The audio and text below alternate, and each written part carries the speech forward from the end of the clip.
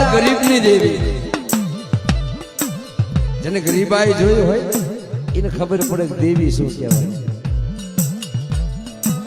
સુખના ઢોલિયામાં આળોટીને મોટા થયા હોય દેવીની ખબર ન હોય. દેવી તો મારો રાંકનો માળવો, મારા રાંકનું રતન, ગરીબની ફરિયાદ. તકનું ખાવાનું હોય કે ન હોય, પેલા જમાનાની માલપા પારકી મજૂરી કરી.